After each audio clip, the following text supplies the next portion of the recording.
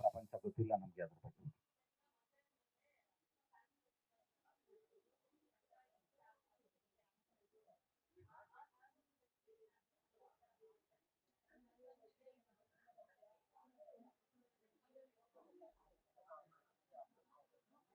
ಇಲ್ಲ ಅದಕ್ಕೆ ಏನೇನ್ ಬೇಕಾದ ವ್ಯವಸ್ಥೆಗಳನ್ನೆಲ್ಲ ಮಾಡಿದೀವಿ. ಮತ್ತೆ ಮೈಸೂರು ಕಮಿಷನರ್ ಮೇಡಮ್ ಅವ್ರ ಹತ್ರನೂ ಮಾತಾಡಿದ್ವಿ. ಅವರು ಹೇಳಿದ್ದಾರೆ ಏನ್ ತೊಂದರೆ ಆಗಲ್ಲ, ನೀವು ಆರಾಮಾಗಿ ಮದುವೆ ಎಂಜಾಯ್ ಮಾಡಿ, ಮಿಕ್ಕಿದೆಲ್ಲ ನಾವು ನೋಡ್ಕೊಂತೀವಿ ಅಂತ.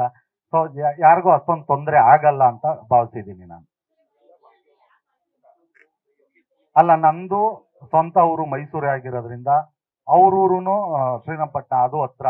ಸೊ ಇಲ್ಲಿ ಮಾಡಿದ್ರೆ ಆ ಆ ಊರ್ ಜನ, ನಮ್ಮೂರ್ ಜನ ಎಲ್ರು ಕರ್ಕೊಂಡ್ಬಂದು ಇಲ್ಲಿ ಆಗೋದು ಕಷ್ಟ ಆಗತ್ತೆ ಅಂದ್ಬಿಟ್ಟು ಮೈಸೂರಲ್ಲಿ ಮಾಡ್ಕೊಂಡು, ಬೆಂಗಳೂರು ಅವ್ರದ್ದು ತೀರಾ ಸ್ನೇಹಿತರುಗಳು ಅವ್ರ ಇವ್ರು ಬರೋದಲ್ವ, ಒಂದೂವರೆ ಗಂಟೆ ಅಲ್ವಾ, ಆರಾಮಾಗಿ ಬಂದು ಬರ್ತಾರೆ ಅಂತ ಮೈಸೂರಲ್ಲೇ ಪ್ಲಾನ್ ಮಾಡಿ. ಇಲ್ಲ ಇಲ್ಲ ಮೇಡಮ್, 29ಕ್ಕೆ ರಿಸೆಪ್ಷನ್, 30ಕ್ಕೆ ದಾರೆ. ಖಂಡಿತ ಯಾರ್ಯಾರು ಕಾರ್ಡ್ ಕೊಡ್ತೀವಿ ಎಲ್ಲರೂ ಬರ್ತೀನಿ ಅಂದಿದ್ದಾರೆ. ನೋಡ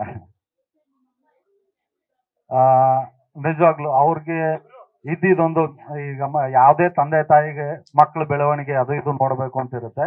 ಬಟ್ ಎಲ್ಲಾ ತಂದೆ ತಾಯಿದರಿಗೂ ಖುಷಿ ಆಗದೆ ಮಕ್ಕಳು ಮದುವೆ ನೋಡಿದ ಮೇಲೆ. ಸೊ ಅವರು ನನಗೆ ಪಾವನನಿಗಿಂತ ಜಾಸ್ತಿ ಖುಷಿಯಾಗಿ ನಮ್ಮ ಅಮ್ಮ ಇದ್ದಾರೆ.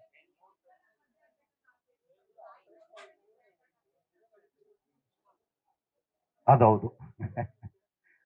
ಏನಕ್ಕೆ ಅಂದ್ರೆ ಏನೇ ಮಾಡಿ ಏನೇ ದುಡ್ಡು, ಇವತ್ತೇನು ಇಲ್ಲಿ ಕೂತ್ಕೊಂಡು ನಾನು ಏನ್ ಮಾತಾಡ್ತಿದ್ದೀನಿ ಎಲ್ಲ ಬಂದಿದ್ದೀನಿ, ಇದಕ್ಕೆ ನಮ್ಮ ತಾಯಿನೇ ಕಾರಣ.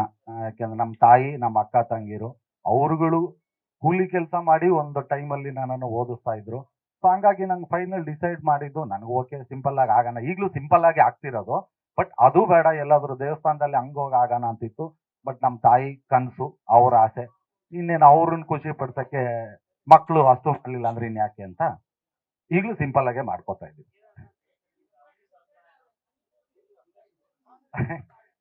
ಇನ್ನ ಇಲ್ಲ, ಇದು ಮದುವೆ ಮುಗಿದ್ಮೇಲೆ ಇದು ಲಕ್ಷ್ಮೀಪುತ್ರ ರಿಲೀಸ್ ಇರೋದ್ರಿಂದ ಆ ಶೂಟಿಂಗ್ ಅದೇ ಇದೆಲ್ಲ ಪ್ಲಾನ್ ಮಾಡಿಕೊಂಡು, ಅಲ್ಲ ಇನ್ನೂ ಕೆಲಸಗಳಿದೆ, ಅದೆಲ್ಲ ಮುಗಿಸ್ಕೊಂಡು ಏನು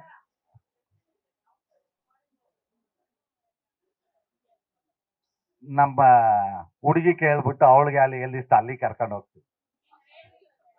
ಇಲ್ಲ ಮೇಡಮ್, ಈಗ ಕಾರ್ಡ್ ಕೊಡೋದ್ರಲ್ಲೇ ಬಿಸಿ ಆಗ್ಬಿಟ್ಟಿದ್ದೀನಿ.